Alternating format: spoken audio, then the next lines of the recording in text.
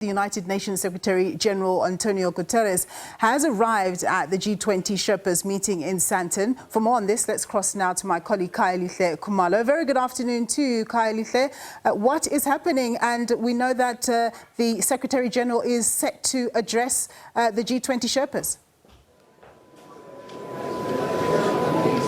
Well, certainly, Nompu. So where we're really just coming to you live from is the plenary hall. And of course, this is a nerve center where we expect Mr. Guterres to address the delegates. So there's a great deal of expectations in terms of the global issues, in terms of the role to be played by the G20 countries, in terms of the economies, addressing all this array of challenges facing the globe. But we do understand he's going to walk in here.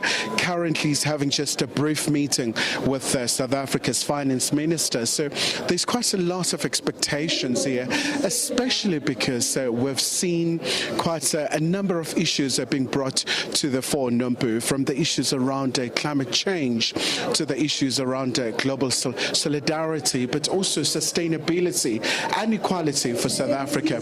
Those are some of the core issues at hand. But at this point in time, I'm really going to step out of the shot as we keenly wait for Mr. Guterres to arrive here at the plenary hall. So this is a very important moment for South Africa as well.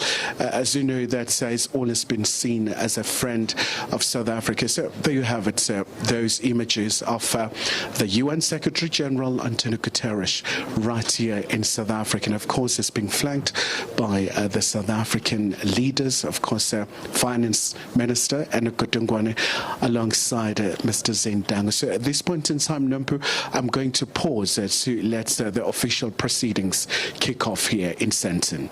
All right, Kaelihle, thank you very much for that. We'll get back to those proceedings once the UN Secretary General addresses the G20 forum there.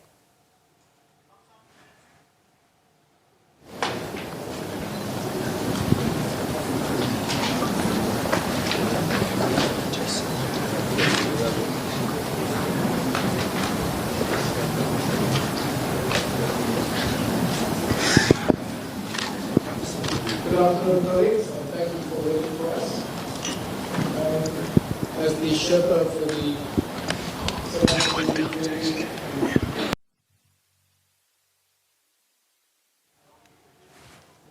All right, so as we heard from my colleague Kaelihle Khumalo, the South Africa presidency of G20 is looking to push through in terms of those issues that have been very important for the country over a number of years at different international fora. And as G20, they're going to be looking at improving the international financial architecture, getting assistance from developed nations in terms of financing climate change, adaptation and mitigation.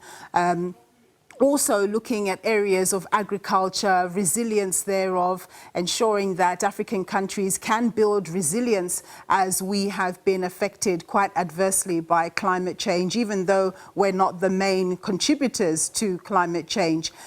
Those are some of the issues that are being looked at. And António Guterres, the UN Secretary General, of course, we know he's very sympathetic to developing nations. It looks like he's just about to start speaking. Let's leave it to him. Chance, which is to see the dirtiest, unshaved, improperly dressed Secretary General that we'll be able to see in the future. But as a matter of fact, the flight from London was 2 hours late, and I decided to come out of the plane and get into a car and come because you were so generous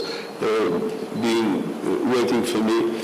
So I prefer to be as I am than to make you wait for coming here properly dressed and prepared. Excellencies, colleagues, and dear friends, I want to thank you for this opportunity to engage with you as you begin your discussions on priorities for next year's G20 summit under the presidency of South Africa.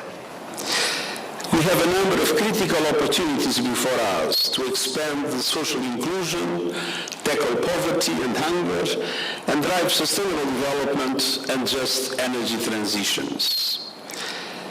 These objectives depend on our ability to deploy affordable, long-term financial resources with speed and at scale. That is why this joint meeting of finance and Sherpa tracks has special importance in ensuring that financial decisions support political aspirations. South Africa's theme points the way: solidarity, equality, and sustainability. Reaching all three goals requires justice. Justice for the developing world, and justice in particular for Africa and the Africans. So many of the global challenges we face are deeply rooted in the injustice that the African continent historically suffered. Being from Portugal, the last colonial country in Africa, I know exactly what I'm talking about. And indeed, the challenges are here in front of us. From poverty, hunger and inequalities, to deepening conflicts and the climate crisis. And at the same time, we recognize that the global governance institutions that reflect the world of 1945 do not adequately serve or represent developing countries, in particular African countries. Our inability to tackle these challenges and more is eroding people's faith in governments and institutions. And so the message is clear: our institutions need an update. In November, leaders committed in the Summit of the Future to reforming the tools of global governance, from global financial institutions to the United Nations itself, in particular the UN Security Council, which lacks legitimacy and effectiveness. This agenda of reform was clearly reflected in the Pact for the Future, which was adopted at the UN Summit of the Future. And you are critical to bringing that pact to life and helping to lead this process of reform and renewal. How can we do that? First, the G20 must lead on delivering financial justice. As you know well, financing is fundamental, from inclusive economic growth to supporting industrialization and food security or addressing inequalities. The Pact for the Future includes commitments that provide a roadmap to reform global financial institutions. These institutions must represent today's economy, not the world of decades past. And developing countries must be represented fairly in their governance. These institutions must also protect economies, particularly vulnerable ones, from global shocks. It is time to mend and strengthen the global safety net that during the COVID we detected that it was no longer entirely fit for purpose. And we need to mobilize finance at scale to close the Sustainable Development Goals financing gap. This means substantially increasing the capital and lending capacity of multilateral development banks, making them bigger and bolder. And allow me a personal note. We are all aware that we have not enough money to address all the challenges that we face. Development challenges, climate challenges, and many other dramatic problems that our world is full of. And when we have not enough money, the capacity to multiply the money that exists becomes vital. And that is where I truly believe that an enhanced role of multilateral development banks is absolutely crucial. If one of your countries puts $1 in a project of support in some place in the world, $1 is $1. If the same country puts $1 in the capital of a multilateral development bank, that dollar is 5, 7, depending now on how the bank has access to financial markets. And indeed, I am a true believer that we need to make a strong bet in making bigger and bolder our multilateral development banks, and that the capitalization of the banks is one of the key instruments. And if I remember well my times of Prime Minister, when you put some capital in an international financial institution, you do not need to put it in the deficit of your budget. So there is another advantage for using this kind of mechanisms to multiply the resources that we have and we recognize are not enough for all the challenges that we face. At the same time, it's very important to boost concessional funding, but to take into account that not only GDP must be the metrics. It's very important to look especially also at vulnerability, and we have just approved in the General Assembly a comprehensive vulnerability index. At the same time, we need action to make the debt resolution architecture work in a more timely and effective manner. We need meaningful solutions to address the debt crisis so countries can invest in meeting the basic needs of their people and drive long-term development. The Pact for the Future includes a proposal for the IMF to lead a review of ways to strengthen and improve the sovereign debt architecture in collaboration with key partners.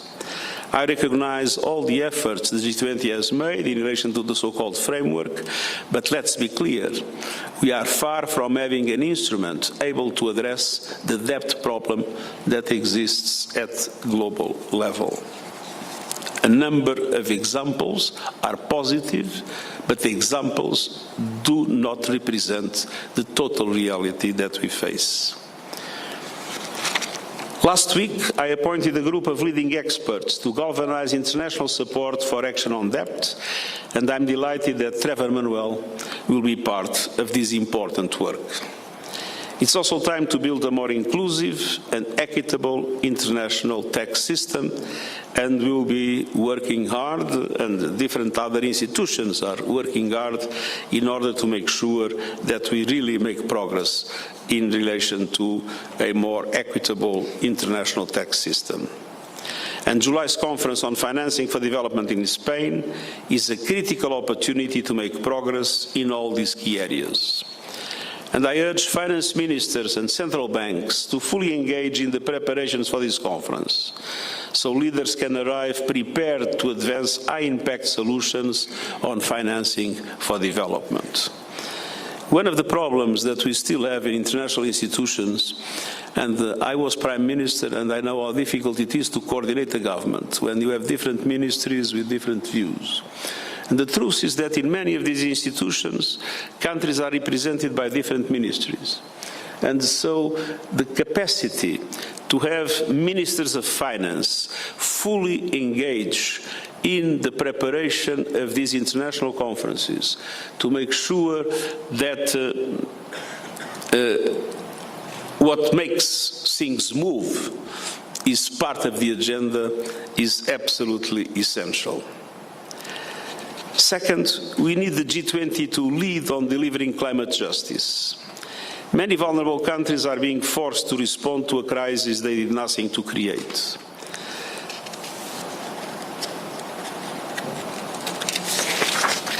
Meanwhile, they lack the necessary financial support to seize the benefits of clean energy, to spur prosperity and eliminate poverty. As the world's top emitters, G20 countries must lead the way in line with the principle of common but differentiated responsibilities, but recognizing that every G20 country has to do more in the reduction of emissions. By next year, every government must deliver new economy-wide national climate plans and align with limiting global temperature rise to 1.5 degrees. These new plans must cover all emissions and the whole economy, accelerate a just fossil fuel phase-out, and contribute to the energy transition goals agreed at COP28. At the same time, we need developed countries supporting developing ones with adequate, affordable and accessible finance and technology, through meaningful contributions to the New Loss and Damage Fund, by doubling adaptation finance by next year as promised, and by forging new partnerships like the Just Energy Transition Partnership that South Africa has pioneered to pave the way to a renewable future for all countries swiftly and fairly. And we must also ensure that Africa's critical mineral resources that can power the renewables revolution worldwide benefit Africans first and most. We cannot repeat the mistakes of the past. The UN panel on critical energy transition minerals, co-chaired by South Africa and Sweden, identified a set of principles and recommendations, and the European Union, identified a set of principles and recommendations to empower communities, create accountability, and ensure that clean energy drives equitable and resilient growth with maximum added value in producing countries. And third, we need the G20 to lead on technological justice. From digital technology to artificial intelligence, the developing world needs to access and benefit from the technological revolution. At September Summit of the Future, world leaders endorsed the Global Digital Compact to spur progress across all these areas. The Compact includes the first universal agreement on the international governance of artificial intelligence, ensuring that every country has a seat at the AI table. It calls for an independent international scientific panel on AI and initiating a global dialogue on its governance within the United Nations. And it requests options for innovative voluntary financing for AI capacity building in developing countries. We need the G20 supporting developing countries as they invest in the digital-driven systems and solutions that their people need to boost prosperity, to create jobs, and to drive sustainable development.